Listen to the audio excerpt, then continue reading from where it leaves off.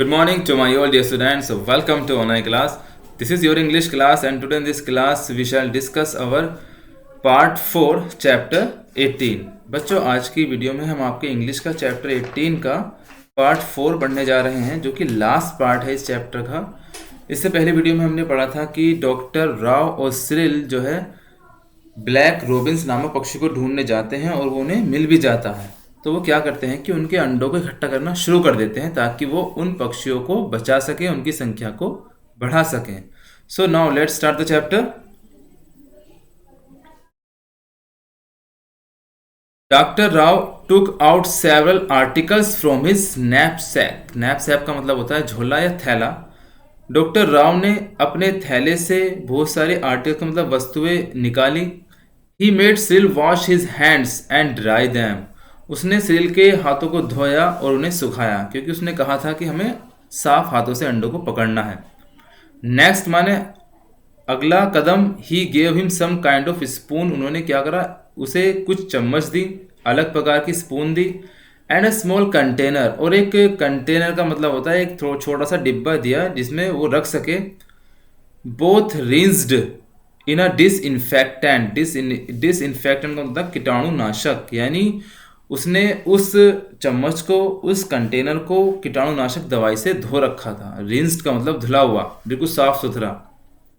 Finally माने आखिरकार, with the help of this thick diary, इस डायरी की सहायता से जिसमें उन्होंने अंडे लिखे थे, ही शोड सिरिल, ने सिरिल को दिखाए, टू वर्बलर नेस्ट, यानी जो वर्बल का मतलब दूसरे जो पक्षी होते हैं उनके घोंसले दिखाए। To which they could transfer the black robins eggs, जिन्हें वो जो था ब्लैक रोबिन्स के अंडों को वहां पर रख सकता था दूसरे घोंसलों में। वो घोंसले डॉक्टर राव ने दिखाए। Cyril followed the instructions and gently placed an egg in each of the two nests. The two trees were marked. Means Cyril followed the instructions. Cyril ने उनकी बातों को माना, डॉक्टर राव की, and gently placed an egg in each of the two nests. और जो दूसरे घोंसले थे, दो घोंसले थे, उसमें उन्होंने अंडे रखने शुरू कर दिए। The two trees were mark का मतलब दो ट्री पर उन्होंने निशान लगा दिया जहां उन्होंने अंडे रखे थे। Now we must pull down the black robin's nest, Dr. Rao said. Only then will the black robins build a new nest and lay a fresh set of eggs. Cyril ran quickly and pulled down the tiny cup-shaped nest. I'm going to keep this as a souvenir, he told Dr. Rao. Means now का मतलब अब we must pull down the black robins nest, यानी जो black Robbins के घोंसले हैं जहां से हमने अंडे निकाले हैं, उन घोंसलों को हमें नष्ट कर देना चाहिए, डॉक्टर राव से। डॉक्टर राव ने कहा, ओनली देन, केवल तभी, will the black Robbins build a new nest, तभी जो ब्लैक रोबिन्स है वो नया घोंसला बनाएगी। एंड ले अ फ्रेश सेट ऑफ एग्स, और अंडों को रखना शुरू करेगी, ताजे अंडे फिर वो दोबारा से देना शुरू करेगी नए घोंसले में।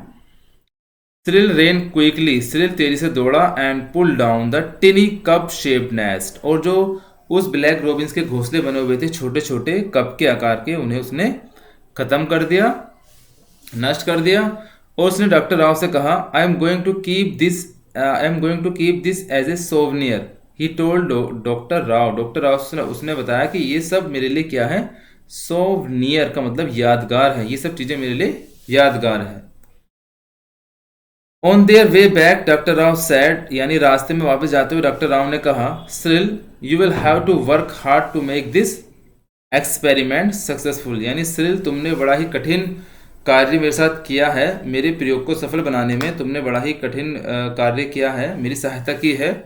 ऑफ कोर्स का मतलब वास्तव में। Some of my friends will soon come, यानी मेरे जो दोस्त हैं वो यहाँ पर आएंगे।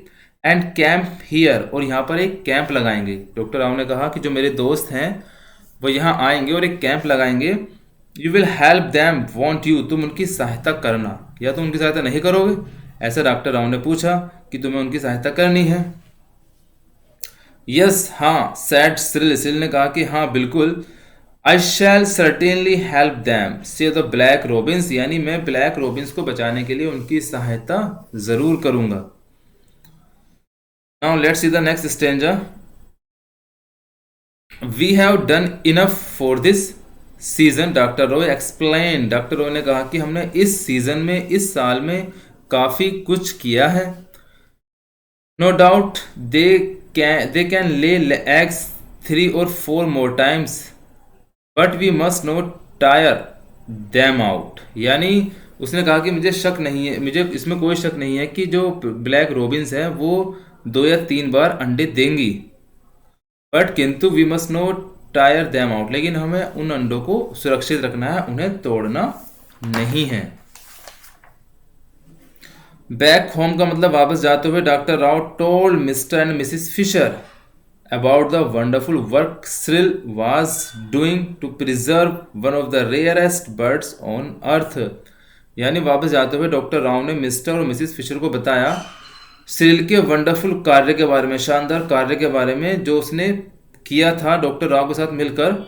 कौन सा कार्य? Preserve one of the rarest birds on the earth, पृथ्वी पर जो था ऐसे पक्षियों को बचाना जो बहुत कम बचे हैं, ऐसे पक्षियों को बचाने का कार्य उसने किया था। They were pleasantly surprised when they saw Cyril's photograph splashed across the page of a newspaper।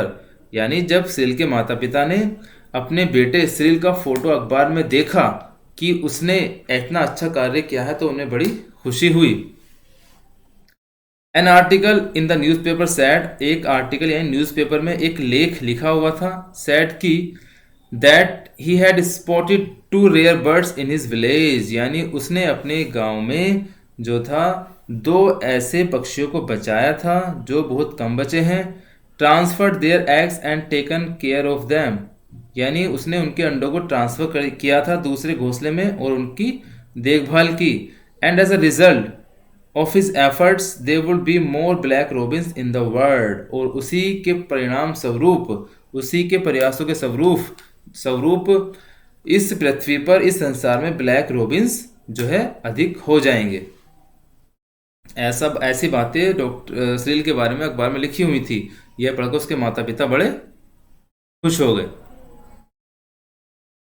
That night Mrs Fisher, जो उसकी माँ थी, found Cyril at his desk studying. यानी उस रात उसकी माँ ने सिरिल को अपनी टेबल पर पढ़ते हुए पाया।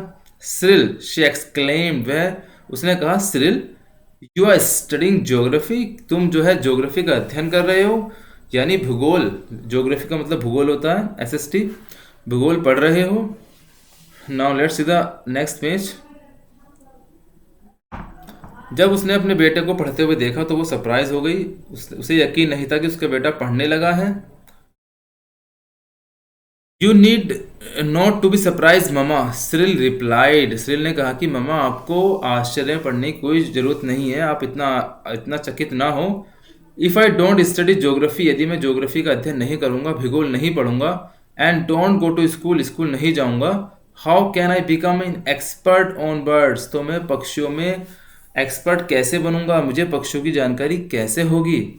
तो यहीं ये चैप्टर ख़त्म होता है। ये लिखा है अनिल एक्बोट ने। इस चैप्टर कुछ वर्ड्स मीनिंग यहाँ पर दिए हुए हैं जो आपको याद करने हैं। जैसे विलफुल होता है अपनी मर्जी से काम करने वाला, एम्बेरस का मतलब शर्मिंदा, स्टार्टल का मतलब आश्चर्यचकित, ओक का मतलब एक बड़ा वृक्ष, बाइनोक्यूलर्स दूरबीन, फोर्क का मतलब है यहाँ पर पेड़ की शाखा का 2 भागों में बंटना, फोर्क। बैक्टीरिया कीटाणु, पोरस का मतलब होता है छिद्रपूर्ण, यानी छोटे छोटे जो छेद होते हैं उसे बोलते हैं पोरस। डिसइंफेक्टेंट का मतलब कीटाणुनाशक, वर्बलर का मतलब चिड़िया का एक प्रकार, सोवनियर का मतलब होता है यादगार, स्पॉटेड का मतलब खोजना। तो बच्चों ये चैप्टर यहाँ पर ख़त्म होता है। इस चैप्टर में यही बताया गया है कि जब तक हम अच्छे से पढ़ाई लिखाई नहीं करेंगे तो हम दूसरा काम भी अच्छे से नहीं कर सकते। तो पढ़ाई हमारे लिए बहुत ही ज़रूरी है। इस चैप्टर को आपको अच्छे से रीडिंग करनी है। इस चैप्टर के नोट्स आपको अगले टर्म पर सेंड कर दिए जाएंगे। That's all and thank you.